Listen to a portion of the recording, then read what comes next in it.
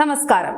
ഭൂട്ടാനിൽ നിന്ന് നികുതി വെട്ടിച്ച് ആസൂത്രിതമായി കോടികൾ വിലമതിക്കുന്ന ആഡംബര വാഹനങ്ങൾ ഇന്ത്യയിലേക്ക് കടത്തിയ അന്താരാഷ്ട്ര കള്ളക്കടത്ത് റാക്കറ്റിൽ കുടുങ്ങി ജനപ്രിയ താരം ദുൽഖർ സൽമാൻ.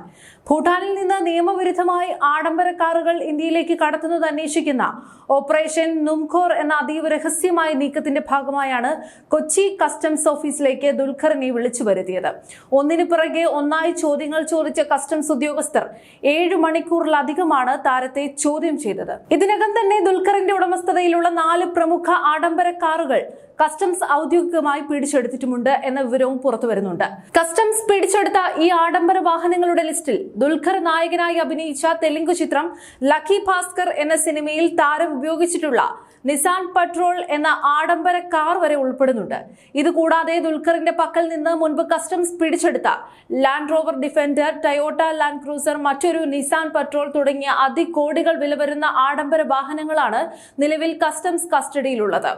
കള്ളക്കടത്ത് സംഘം ഭൂട്ടാൻ അതിർത്തി വഴി നികുതി വെട്ടിച്ച് കടത്തിക്കൊണ്ടുവന്ന വാഹനങ്ങൾ ദുൽഖറിന് വിറ്റതാണെന്ന കൃത്യമായ കണ്ടെത്തലിന്റെ അടിസ്ഥാനത്തിലാണ് കസ്റ്റംസ് ഈ ശക്തമായ നടപടിയെടുത്തിരിക്കുന്നത്.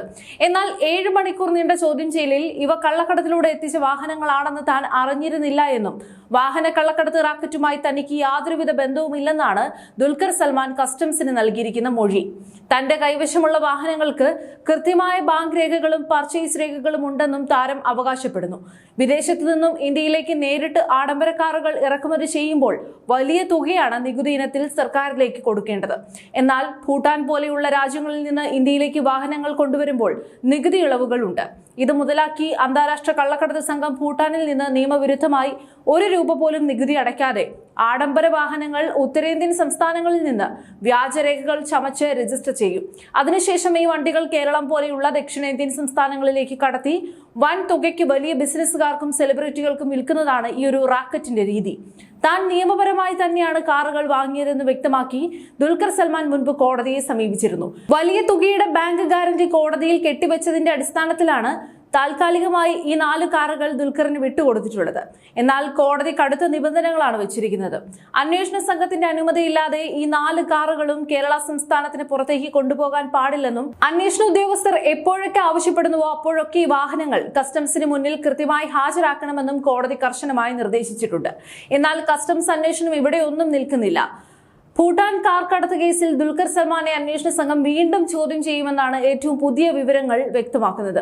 ഭൂട്ടാനിൽ നിന്ന് നികുതി വെട്ടിച്ച് കടത്തിയ കൂടുതൽ വാഹനങ്ങൾ ദുൽഖറിന്റെ പക്കലുണ്ടോ എന്ന് കസ്റ്റംസിന് വലിയ സംശയമുണ്ട്. നിലവിലുള്ള വാഹനങ്ങളുടെ കൂടുതൽ ശാസ്ത്രീയമായ ബാങ്ക് രേഖകളും വിദേശ പണമിടപാട് രേഖകളും ഹാജരാക്കാൻ കസ്റ്റംസ് താരത്തിന് നിർദ്ദേശം നൽകിയിട്ടുണ്ട്. ഇവയെല്ലാം വിശദമായി പരിശോധിച്ച ശേഷം ദുൽഖറിനെ വീണ്ടും ഓഫീസിലേക്ക് വിളിച്ചു വരുത്തി ചോദ്യം ചെയ്യാനാണ് കസ്റ്റംസ് പ്രിവന്റീവ് വിഭാഗത്തിന്റെ പുതിയ നീക്കം.